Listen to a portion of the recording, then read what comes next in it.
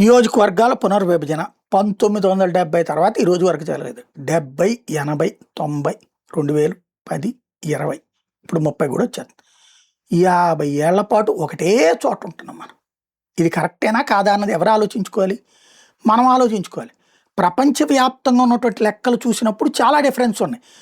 ఇతర దేశాల్లో వాళ్ళ రిప్రజెంటేషన్కి మన దేశంలో ఉన్నటువంటి రిప్రజెంటేషన్కి అస్తమ శశాంకమంత తేడా ఉంది. అంటే మన దగ్గర ఇప్పుడు నిన్న మొన్న అమిత్ షా చెప్పినట్టు 30 లక్షల మందికి ఒక మనిషి ఏంటండి, ఒక ఎంపీ ఏంటి, 34 లక్షలు మల్కాజ్గిరిది. అదే సందర్భంలో అటు పక్కన వచ్చేటప్పటికి ఇంకా ఎక్కువ ఉన్నటువంటి పరిస్థితి ఉంది. మనకిక్కడ ఏది కొన్ని చోట్లేమో 6 లక్షల మందికి ఒకళ్ళు. ఇట్లాంటి విచిత్రమైనటువంటి పరిస్థితులని మనం ఆలోచించాల్సింది, ఈ సంఖ్య కరెక్టేనా? 15 లక్షల మందికి ఒకళ్ళు ఇప్పుడు కనుక ఈ 50% లెక్క వస్తే 15 లక్షల మంది, 12 నుంచి 15 లక్షల మధ్యలోకి వస్తుంది.